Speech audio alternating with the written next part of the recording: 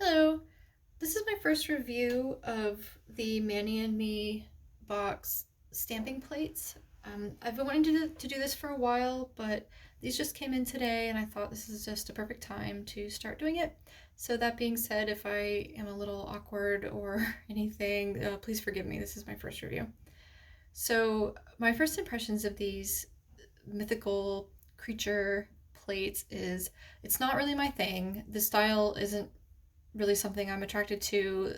Mythical creatures, things like that, not very interesting to me. But I thought that these were kind of interesting plates, and I had some suspicions that they were going to be pretty difficult to use. Not that that's a bad thing, but I believe I recognize this artist from some other plates. I don't know if they're a graphic designer or how they do things over at Maniology, but this looks to be the same style as the Pet Cemetery plates and the nautical one that came out a few months ago with the kraken on it. And this person is very talented and they do a lot of really beautiful detail work and come up with a lot of original creatures and designs, which is great. But I also get the feeling that this person does not do nail stamping themselves because I think when these images are enlarged to when they're actually drawing them on their tablet or their computer or whatever, that they look great. But when you just shrink an image like that down to scale, it just doesn't translate and the details get lost. And especially when you're stamping on a tiny, tiny surface, a curved surface at that, a very reflective curved surface, those details get lost. Even when you get a perfect pickup, you'll just lose it because everything sort of blobs together and doesn't look good, doesn't look clear. You can't tell what's going on. And these backgrounds are also very rich and busy. So there's so much like so much solid space on these that if you're stamping this in a dark color and then you stamp one of these characters on top of it in another dark color, you're not going to be able to tell what anything is. It's all going to blend into one thing and it's not going to look good. And especially because if you have short nails, you're not even going to be able to fit any of this stuff on there, which is another thing. If you had short nails, you probably wouldn't buy this plate, and that's fine.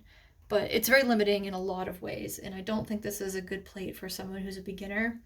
I think that some of these characters are fun, but another thing about shrinking images is that when you have an original creation, something unrecognizable already, and then you get it to be really small and the details aren't clear, it's not, it just doesn't make good nail art. You can't tell what it is. That's a shame because these are fun designs and fun characters. But anyway, I went ahead and just tried to stamp everything on my lint roller here. And I did all of the characters. I believe this is all of them. And you can see what I mean. This one is especially bad. I actually did it twice because I just wanted to make sure it wasn't just me. But this one's pretty bad, this one's pretty bad, and I think you can tell why, because you can't tell if this has a face, you can't tell what this is. Even reverse stamping isn't going to make this a lot clearer. This one is actually really good. That one came out well. I also, kind of a side note, but I've been calling this the boob plate.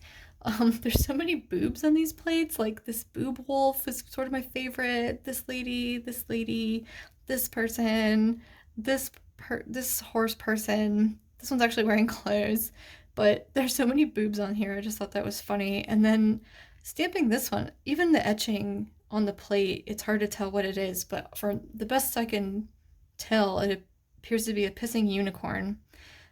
So I also tried out some of the backgrounds, not all of them because there's 14, I think.